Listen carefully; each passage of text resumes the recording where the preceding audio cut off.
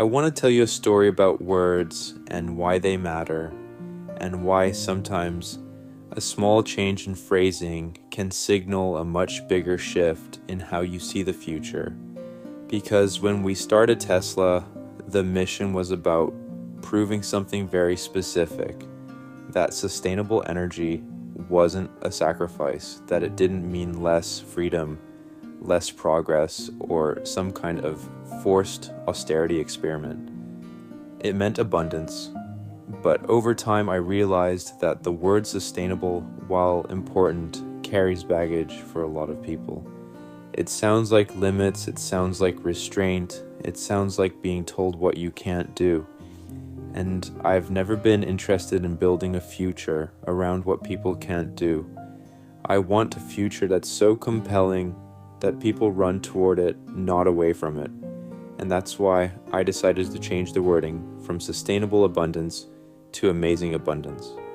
Because amazing is emotional, amazing is aspirational, amazing is the thing that makes a kid want to become an engineer or a designer or an inventor and build something that didn't exist before.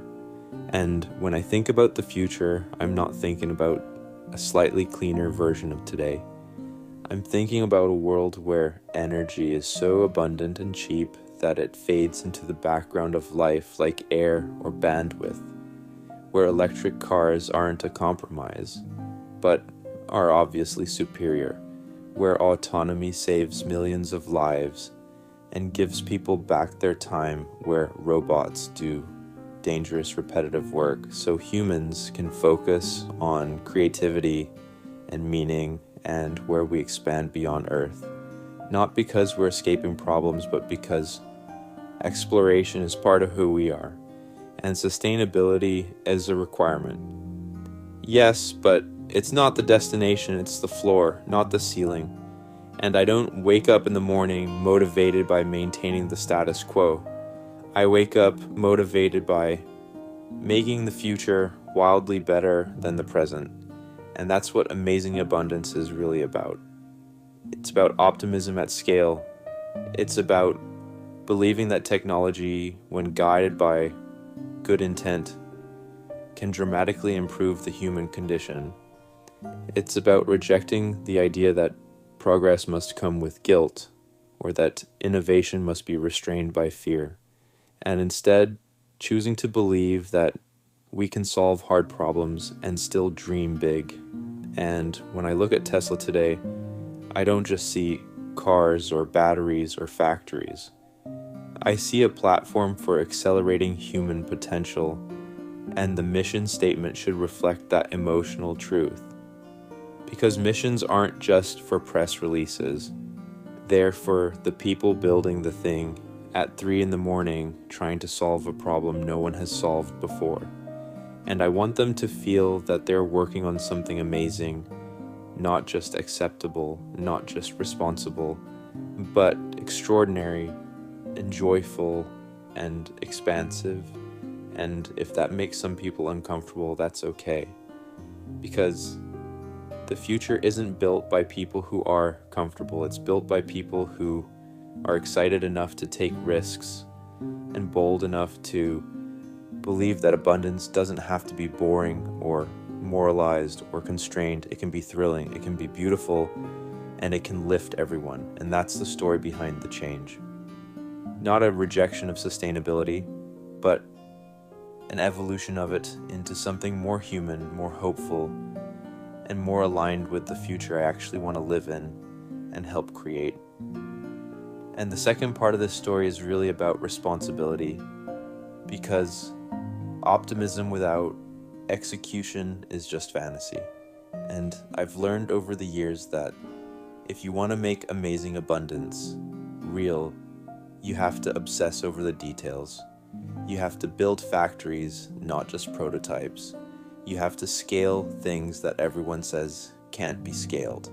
You have to fail publicly and keep going anyway. And that's why this change in wording isn't cosmetic to me.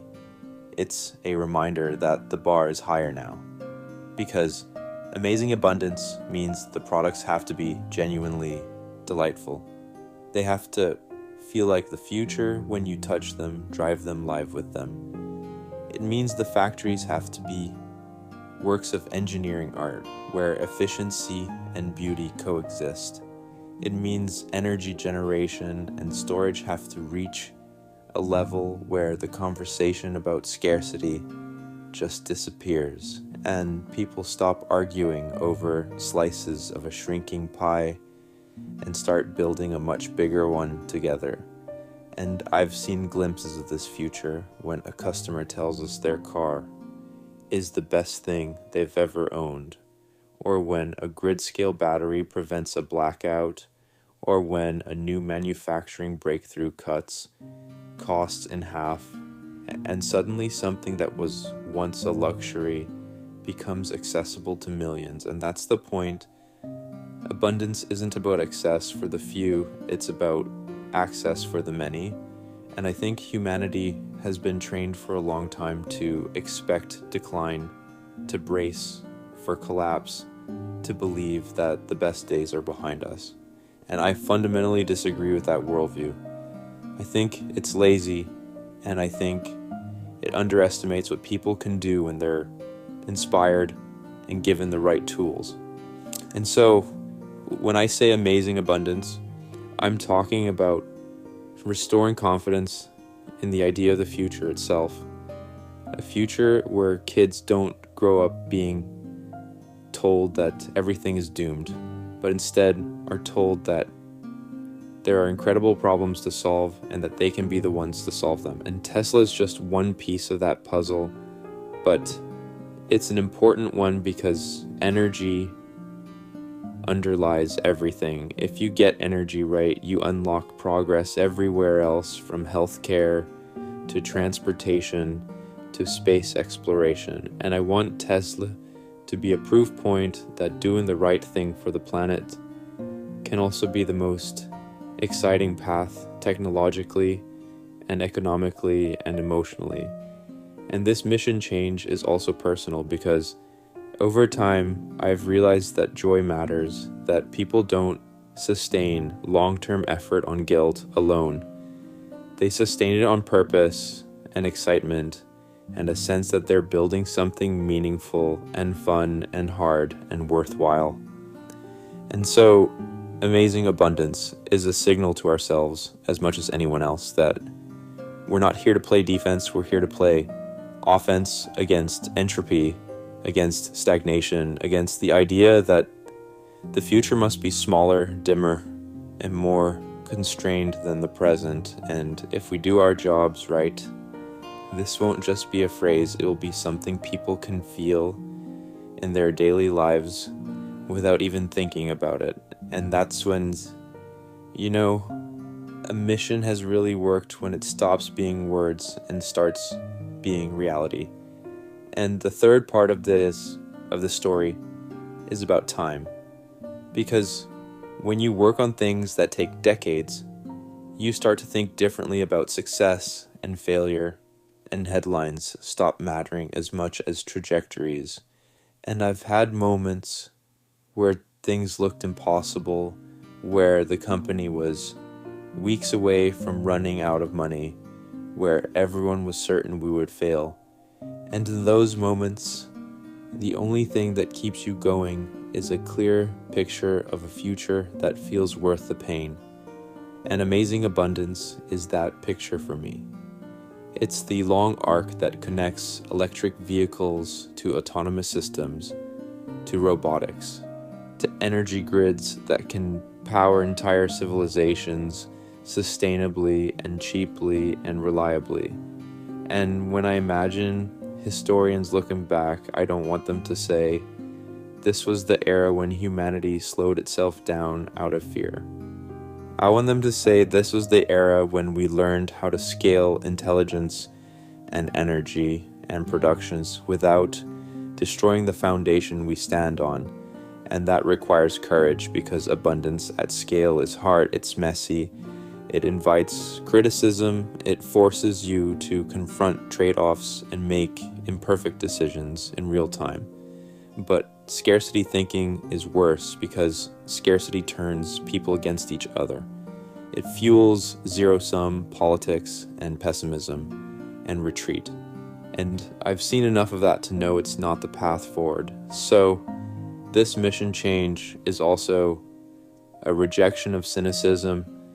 It's saying that, yes, the problems are real: climate change, resource constraints, inequality, but so is our capacity to solve them, and not in a way that feels like punishment, but in a way that feels like liberation. And when I talk to engineers at Tesla, I don't want them thinking they're just reducing emissions by a few percentage points. I want them thinking they're helping design a civilization that runs on clean, abundant energy and still feels exhilarating to live in. And when I talk to customers, I don't want them buying a product out of obligation. I want them buying it because it's clearly the best option. And that's how change actually sticks, not through force, but through desire. And over time, if we do this right, sustainability becomes invisible because it's simply how everything works, and what remains is the feeling of possibility, the sense that the future is opening up rather than closing in. And that's what amazing abundance captures for me. It's not naive, it's earned. It comes from building real things in the real world and watching them work at scale and realizing that the ceiling we thought existed was mostly in our heads. And if this story has a lesson, it's that words should point toward the future you're actually trying to build, and the future I'm trying to build is one where optimism is rational, where joy and responsibility aren't opposites, and where abundance is something we create together, not something we fight over. And that's the story I'm still telling and still trying to make real every day.